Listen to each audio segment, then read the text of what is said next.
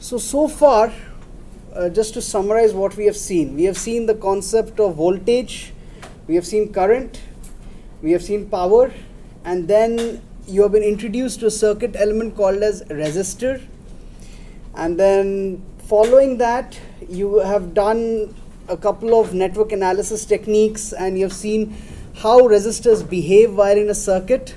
Would somebody want to come in? I don't see somebody's peeping from there. Okay. So yeah, you have all seen how these different things work, how resistors work in a circuit, and you have been exposed to the Norton's and Thevenin's theorem, which most of you have had fun working with. And by the way, this week's lab is the Norton's and Thevenin's theorem. We have made a new lab just for all of you guys. And yes, so now we will be moving on to capacitors and inductors. These are two other circuit elements which are really fun to work with, and they're really very important because you can't have a circuit without a capacitor or an inductor. And typically so far, you have seen in resistors, those elements, they just do nothing but resist the current. I'm not saying they do nothing but resist, but it's an important thing to have in your circuit.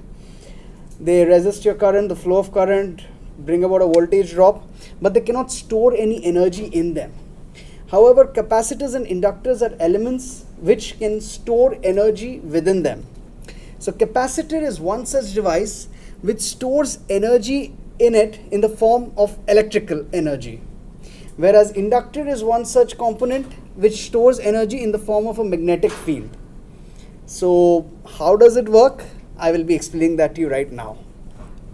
So the energy which is stored within a capacitor is given by this equation over here. E is equal to half CV square. Now there are a lot of derivations when it comes to capacitors and inductors, and I don't want to do that in the classroom because it's going to eat away all the class time. So I will be putting up notes separately for the derivations, which is not really important for the exam, but just for your understanding. But so I just want to tell you, please trust me on whatever equations you see on the board right now. Okay? So typically how a capacitor works is like this. You have a source which is connected to two plates of a capacitor. This is your capacitor over here. Typically the symbol of a capacitor is given by two parallel plates. So a capacitor is formed when two parallel plates are brought close to each other and they're separated from each other by some sort of an insulator. That could be a glass, or it could be air, or it could be some kind of a plastic. So it depends. So this is basically the symbol. This is the symbol of a capacitor. You might see it look like this, or it could be something like this. It doesn't really matter really. Now typically how this works is when you connect it across a source, when you connect the capacitor across a source, do you remember the flow of current that I explained in the first class? How current flows because of the movement of electrons. Does everybody remember that? You do, right? Yes, no? Sorry? From high to low? Yeah, I mean from the negative to positive. Remember that? Yeah. So the same thing happens over here. So typically what happens is these electrons, they move in from the source and they start getting deposited on this plate, on one of the plates over here. And as they keep getting deposited on that plate, what happens is it starts getting negatively charged because of the excessive amount of electrons, and it creates an electric field. Now this electric field which is created, that repels the electrons on this plate. Is it clear on the board what I'm saying? Yeah. Okay, because it's kind of crowded over here, that's why I'm asking you. Everybody with me here? So the electric field which is created by this one, this is the negatively charged, and this becomes positively charged, because the electric field which is created on the negatively charged plate, that repels the electrons on the positively charged plate, and they start moving away and go back towards the source. Alright, so that's exactly how a capacitor works. Now, this process, what I'm talking about, is charging of a capacitor, wherein electrons are coming from the source and getting deposited on this negatively charged plate, which is initially neutral, but later on it becomes negatively charged. So that process is what is called as charging of a capacitor. Whereas discharging of a capacitor, I will speak to you about it on Monday when we come to RC circuits. Fine? Is everybody good? Any questions? No questions? Sure? Come on, ask me a question. Somebody.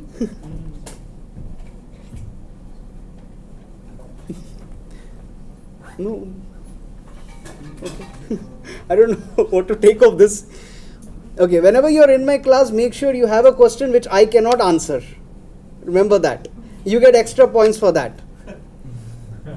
Because I enjoy questions. I mean, you must have realized that most of my lectures, if you hear the audio recording of it, is filled with questions and me answering them. So I enjoy questions. Yes, question, tell me. So, depending on what's between the two plates of the capacitor, does that determine like at what point it'll jump? Yes, that's a good question. Extra points for you. Alright, so basically the capacity of the capacitor depends on three things. One is the material which is between the two plates. Second is the area of the two plates. And three is the distance between the two plates. So that equation is given by C is equal to epsilon A by D. The epsilon determines the dielectric constant. What does that mean? I'll tell you that. Give me a second. A is the area of the plates. And D is the distance between the plates.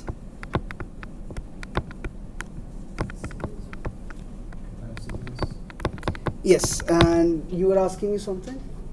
I was wondering what it means for the dielectric constant. Okay, that basically tells you the nature of the material which is between the two plates. That is usually called as a dielectric. Is it just me or is it really hot in here? It's hot. Okay, because I'm sweating. Is there any switch for the fans? Yeah. Okay. Okay, if somebody can turn it on, it'll be great. So, is this where dielectric breakdown comes from? No, that is different. You will not have that a part of this course. If you're interested, I can talk to you after the class maybe. Yes, you have a question.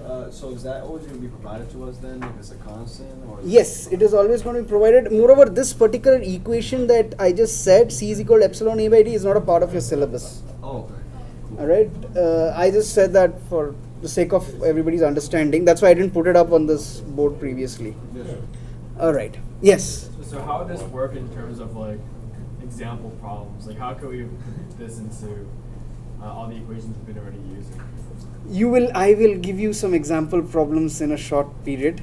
Okay. Alright, and if some capacitors and inductors right now, there will be a lot of hows and whys. I am sure about it. Everything will be clear to you in due course of time when you go into machines. Because right now I am going to introduce you the concept of capacitors and inductors. Then you will be doing network analysis techniques with capacitors and inductors in the circuit. Then after that you will be seeing how, like all this time you have been seeing a constant voltage supply and constant current supply.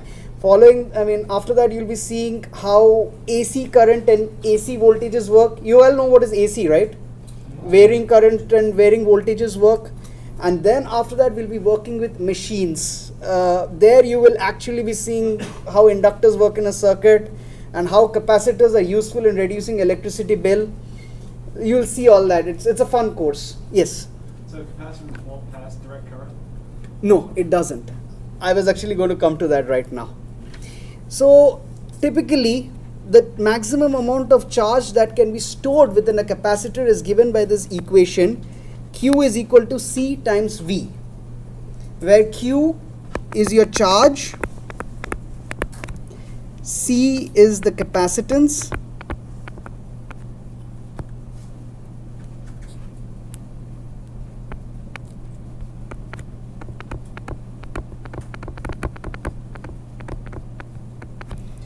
and V is the voltage.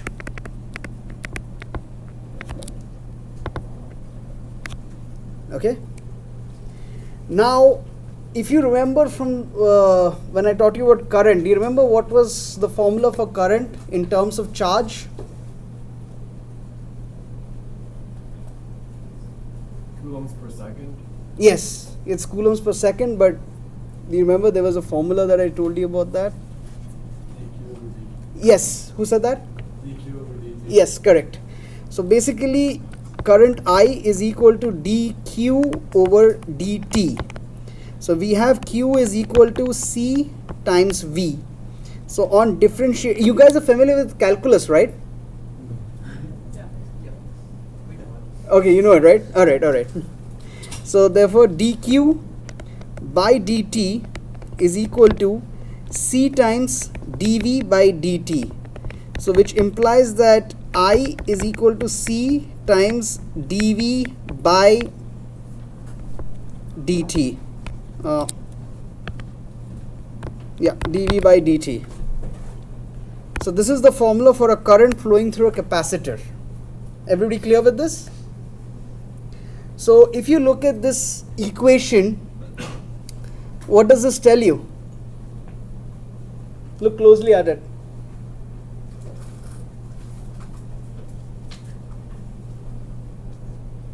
Does this tell you anything?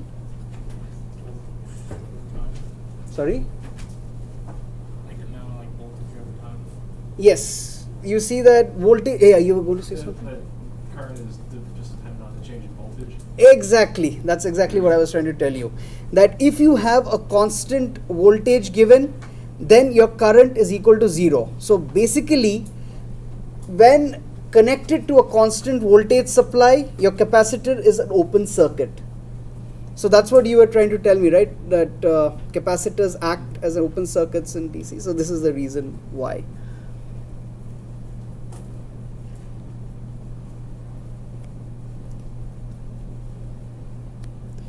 Now, so how does a capacitor behave when placed in series with other capacitors?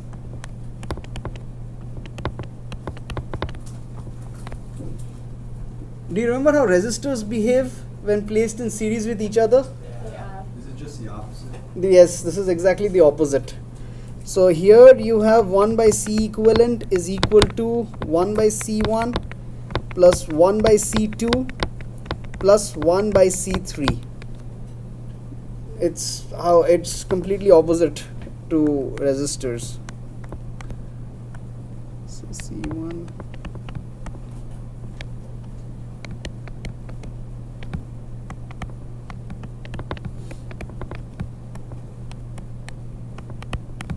So C equivalent is equal to C1 plus C2 plus C3 in case of parallel.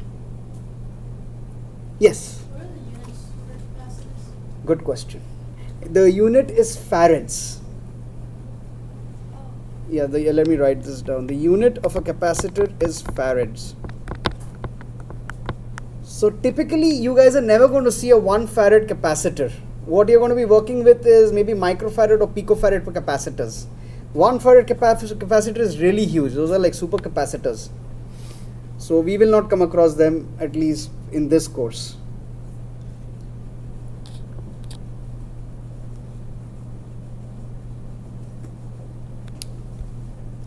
This was named after Michael Faraday, in case you were wondering. All right, so any questions?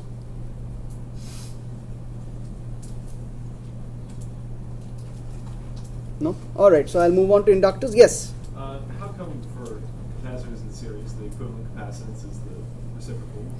That is actually, there's a derivation behind it. I intend to put that in the form of notes. I don't want to go over this in class because we can solve more problems in that time. All right? That's why I don't want to go over the derivation in class. I'm sorry, has everybody noted down? Or do you want me to go back to that slide? Good? Okay. So now let's move on to inductors.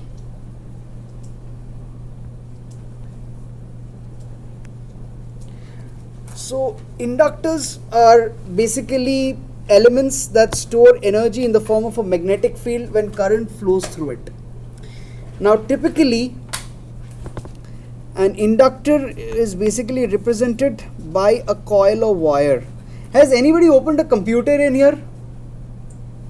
You guys have? Okay. So when you open a computer, if you look at the circuit, you'll find a bunch of coils in it. Have you guys observed that? Coils which are wound on toroids. So that's exactly what an inductor is. It is basically a coil which is wound on a ferromagnetic material, and sometimes it's left out exposed for everyone to see, and sometimes it's put in a casing. And when it's put in a casing, it's hard to differentiate whether what you're looking at is an inductor or a resistor. But that's how they work. So typically, you guys have taken physics before, right? So, if you have taken physics, do you know Faraday's law, where, when current flows through a conductor, you have a magnetic field produced by it? So that's exactly what is happening in this case. So you have a current carrying wire, or rather a good conductor, which is wound on a magnetic material. And when current flows through it, a magnetic field is generated. Now, when you have this wire which is wound in the form of turns, your magnetic field is created within this wire. So typically, all the energy or the magnetic field is stored within the wire in the case of an inductor. And how exactly does it happen? There's a little bit of maths behind that, but we will revisit that when we go to magnetic circuits. All right, good. Okay, so now the voltage across an inductor is given by this equation over here. V is equal to L times di by dt. There is no derivation for this. I mean, this is some of the things that we take for granted, just like Ohm's law. And so what does this tell you, looking at this equation? Depending on current over time. Yeah, so what does that tell you? That it's a constant current, Mm-hmm. then zero. Yes. So for constant current, you have, let me write this down. For constant current,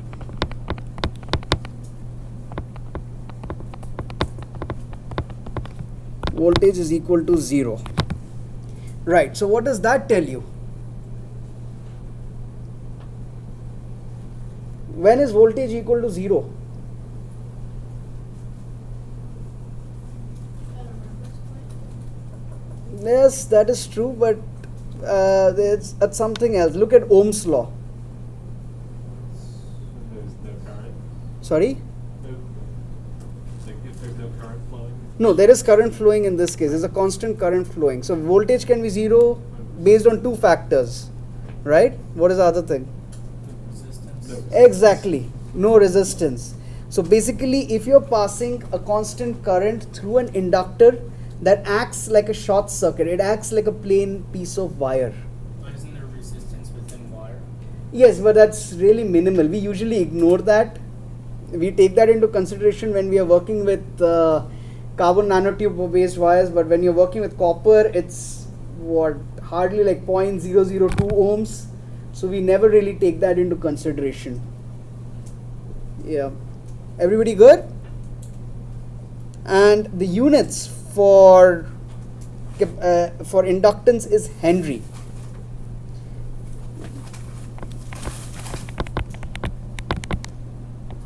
That's denoted by H. Now if you have noticed, and yes, this is the equation for the energy stored within an inductor. This is an important equation. Please make a note of that.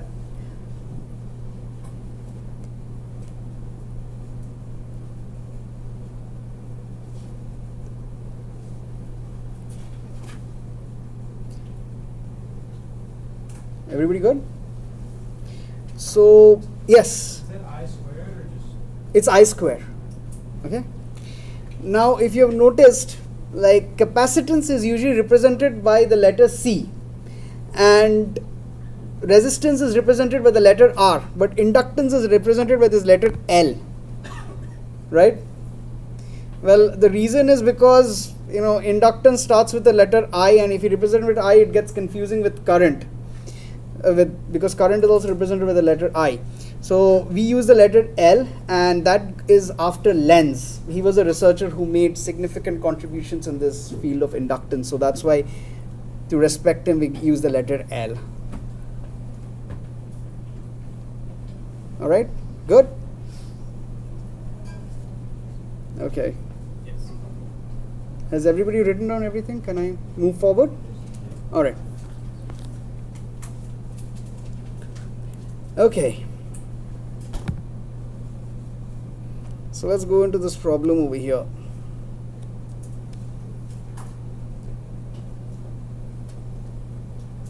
So suppose that we have a 5 microfarad capacitor with 100 volts between its terminals. Determine the magnitude of the net charge stored on each plate and the total net charge on both the plates.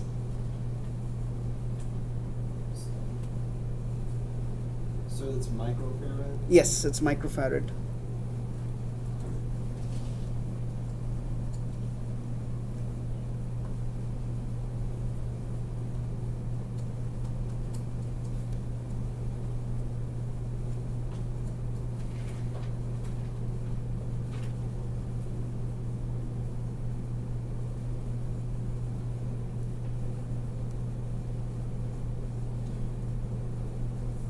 Charge is Q, right, sir? Mm-hmm. Can you give like 2 to 3 minutes? Let everybody write down the question and then we'll discuss. Is that okay? Oh, no, I'm just Oh, okay. curious. Fine. Yeah, Yes, yeah, sir. yeah.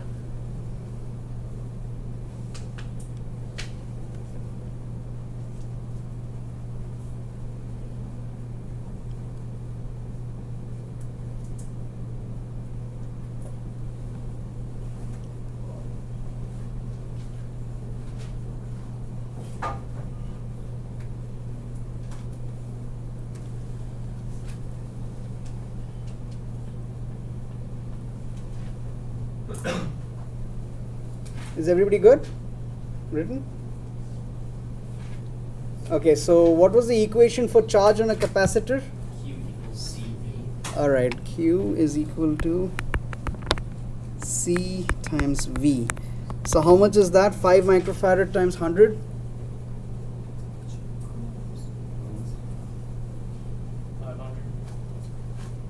It's microfarad. Oh. 0.005 there. I thought it was like 5 zeros. No, that's 5 into 10 power minus 6. 0.5. Point Oh, zero zero zero five. Yeah, Is it Farad. micro or? that's Oh, microfarad. not milli. No. 0.0005, right? Alright. Coulombs. Now, the next part of the question states, so determine the magnitude of net charge stored on each plate. So, it's usually the same on both the plates. That's how basically they work. That's Did you get me? How it's same on each plate? Say that again, sir. It's basically what I said is like the question says determines the magnitude of the net charge stored on each plate. So if one plate has this charge, like the capacitor has 2 plates, right? So if this plate over here has this charge, even this second plate would have the same charge. Yes. Sir, shouldn't there be like 2 additional zeros?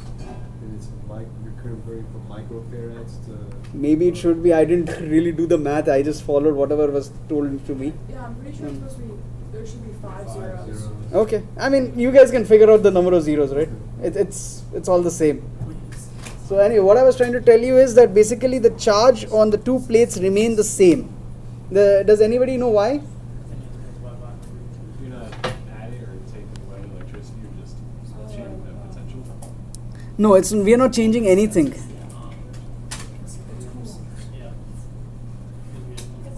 Doesn't the charge get transferred from one plate to the other? The charge is never getting transferred. Like what happens is, see, you have these charges which get collected on one plate, correct?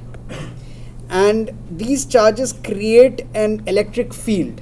So what happens is the negative charges of which are on this plate, they get repelled. So this becomes positively charged. and the two charges are equal to one another. Did you understand? Kelly, did you get it? Okay. So what is the total net charge on both the plates together? No, it's 0. Because if one is negative, the other one is positive. So if when you add the two, it comes to 0. So they're equal but opposite on either side. Yes. Is that for like any case whenever you're like storing up like Not for any case. You will see differences. I mean, not right now, but later on, because you need to even discharge a capacitor, and that's when you'll see that the net charge is not 0. is it like not a 100% efficient system? To, like, No, it's not because of 100% efficiency. For this particular problem, he has not given too many parameters. That's why it's 0 in this case. When you have other things involved, you'll see how it is not. So it's not the universal rule of thumb.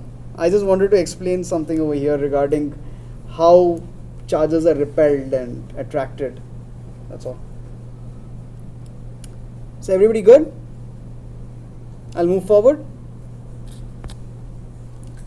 Okay, so this is done.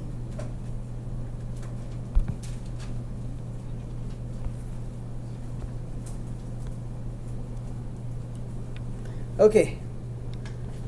So anybody want to try to solve this problem? Can you scroll down a little bit? Do you want me to zoom out? I mean, Oh, there we go. That's good. Okay. It was just hiding behind. So we are revisiting Thevenin again. Exciting?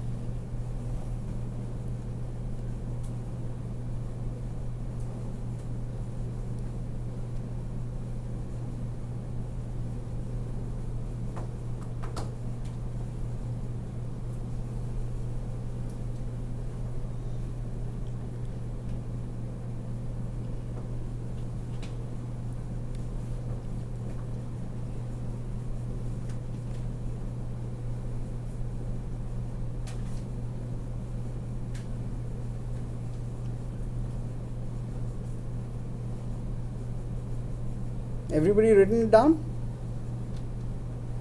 Shall I start? Okay, I see some people still writing it.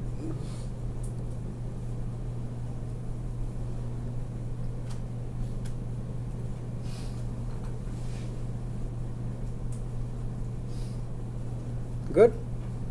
Alright. So the question says, first you compute the Thevenin equivalent seen by the inductor. So basically your load is this. So what was step number 1 from Thevenin's theorem? To find the short circuit the voltage. Okay, we'll look at RTH later. Let's do VTH first. How do you do VTH? I'm sorry, I should have reframed my question. I meant, what is the first step of finding out VTH? Finding the voltage across that area. And what do we do for that? Find which node that we need to analyze. No, before that. We could make it into an open circuit. Yes, you remove the load. So your circuit goes and becomes something like this. So we're taking out the inductor then. Sorry? So we're taking out the inductor then. I have to what? We're taking out. Yes, exactly.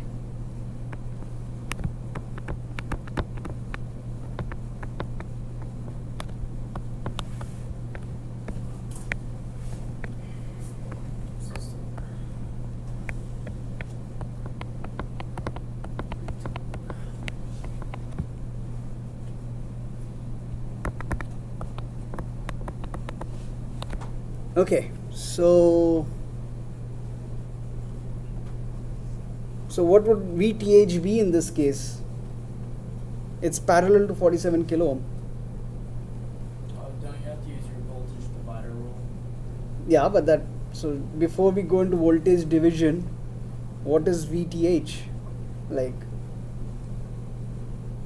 not what exactly is it, like, I mean, how would you find it out? I'm asking just the Using process. voltage divider rule. Okay, but because it's parallel to 47 kilo ohm, does that tell you something? So it's the same voltage as the 47 Yes, kilo ohm. yes, that's what I was looking for actually. You're right. So yeah, using voltage divider rule, you can find that out. The VTH. Can somebody do that and tell me how much is it? Wait, don't you have to? Can you just treat like if you open that up? Can you just treat Open which? 10 and 47 as in series? Yes, you that- can treat it like And that. then that's when you use the voltage divider. Yeah. Because no current is going to go through that. Like it's completely open, right? Okay. So, yeah. You're just throwing me off when you said it's like parallel to that. Oh, okay. So yeah, how much is it? Let me write down the formula. Wait, VTH is equal to 4 volts times. Okay, give me a second. 47 kilo ohms by 47 kilo ohms plus 10 kilo ohms. Yeah, how much is that? 3.3. 3.3 volts. Okay. Now let's find out RTH. So what would RTH be?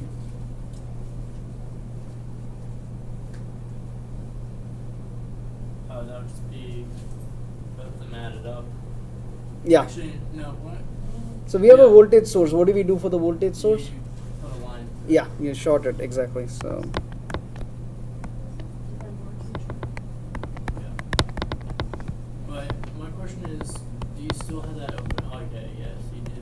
Still do have that. I'm sorry, it is not, you don't add it, you take a parallel of it. These are 10 kilo ohms in parallel to a 47 kilo ohm. But wouldn't you have to close that line then? Which one? This guy Or here? you- Yeah, shouldn't you close No, that? not in this case. You do that in Norton's case, not in here. Mm. So you have 10 kilo ohm in parallel to 47 kilo ohm in this case. Yes? If those are in parallel, how come we added them like they're in series to get VTH? Because in this case you're looking at the current that is flowing through these two branches. Now here you have infinite amount of impedance. That's the reason why we neglect it in the first case. But in the second case you don't have a source, you're just looking at two resistors. So that's why you still think that okay, there is another there's something over there, like this is like infinite amount of resistance in the middle, so that 1 by infinity comes to 0. You get what I'm saying? Your equivalent would be 1 by 10k plus 1 by infinity plus 1 by 47k. So that 1 by infinity is nothing but 0, so that's why it's basically two resistors. Yes? So we're just treating that open area there as like, let's say it's like an amp source or something, like in this case, because like, I mean, like not really, I mean, we're trying to find like the RTH, right? Yes. So when you have it open like that, like it's just easy to assume that it's series. Yeah, I thought you got rid of it. Where I Once never. it's open, I thought you just. No, it is, you get rid of it. I mean, you never get rid of it per se. It's like what happens is you have, like when you have a voltage source over here and you have a current going across that. So you know that current is going to be split when there are two parallel paths, correct? So, but the current always takes the path of least resistance or the lesser resistance. Now, in this case, in this branch, you have infinite amount of resistance. So basically no current goes through it, and that is why in my calculations I usually don't take that into consideration. However, it can still be taken into consideration. What is going to happen here is, because there is no current, your I is equal to 0. So as per, that's why I don't really do any calculations for that. Well, basically if you take the KCL, if this is I total, you have, and this is over here I1 and this is I2. So I total would be equal to I1 plus I2, but since I1 is equal to 0, we say this I total is equal to I2 alone. Did you understand me? That part makes sense, but Mhm. then when you go Yeah. And then you're basically treating it as a parallel circuit now Mm-hmm. with that open. Mm-hmm. It's tweaking me right now because Okay. All right. Let's not say it's open. Let's say there is just infinite resistance over here. Okay. This is. Let me redraw this. You have 10 kilo ohm and a resistance of something infinite, and you have say 47 kilo ohm. Okay. Now, how would you write the equivalent resistance of this?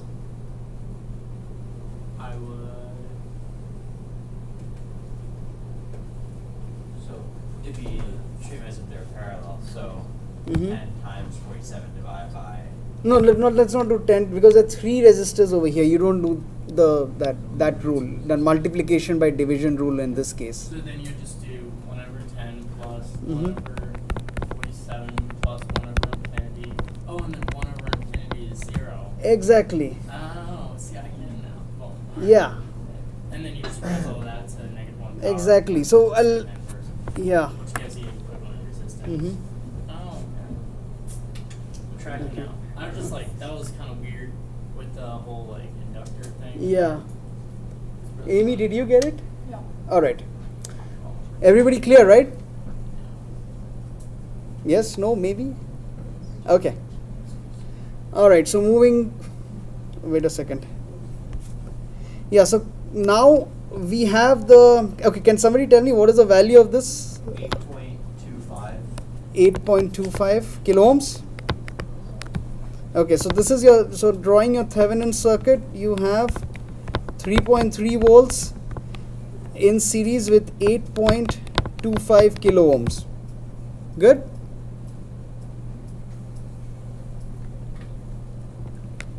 And now you have an inductor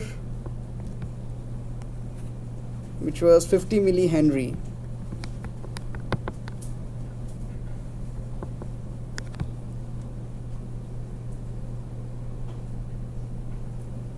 So how much is going to be the power dissipated?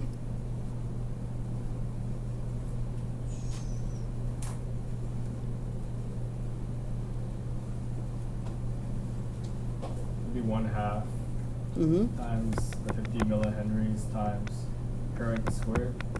Yeah, and what is the current? V over the resistance. Right, 3.3 over kilo. V over ohms. Yeah. Okay. I don't have it. I'm Okay. But there's also an inductor in the circuit, right? That has its own resistance associated with it.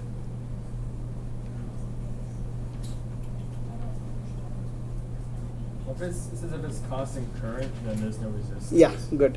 Okay. I was looking for It's a that trick actually. question. Yeah. Are we looking for the electronic field? Is that what you're asking for? I was looking for the energy stored. I'm sorry, yeah, Kelly, yeah. So are we calculating the power dissipated? No, we are calculating the energy which is stored within the inductor.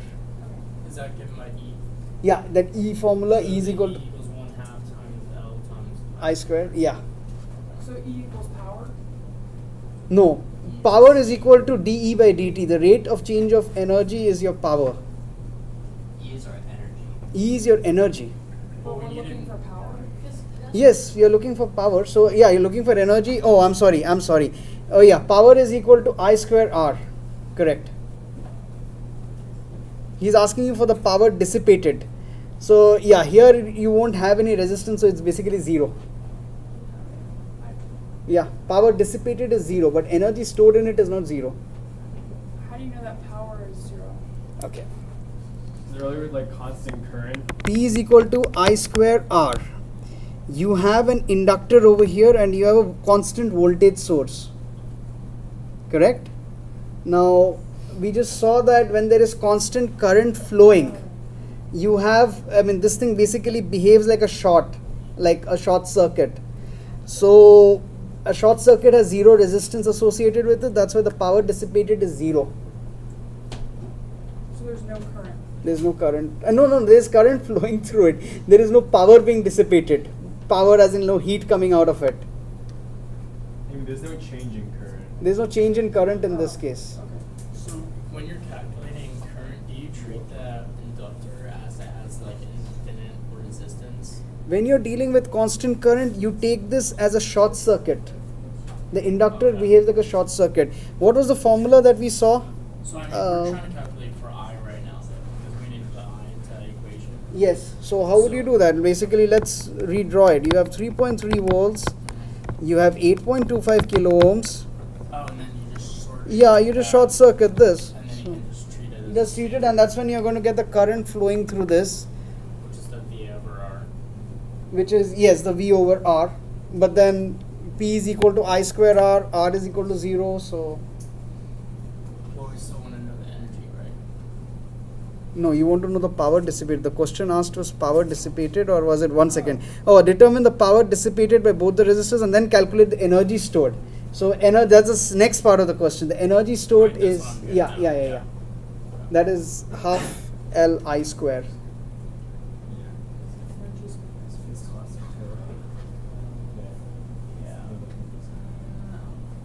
Um, is energy given in joules? Is that what it is? Mm-hmm.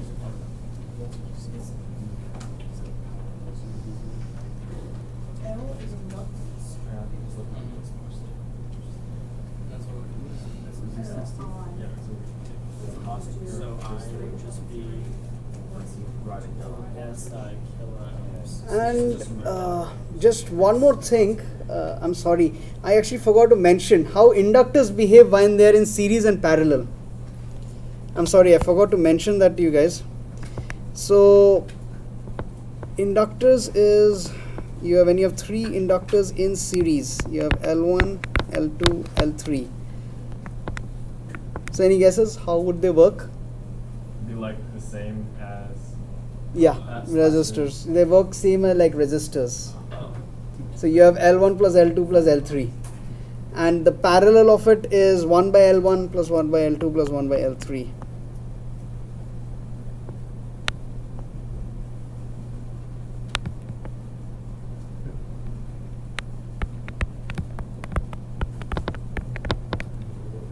So this is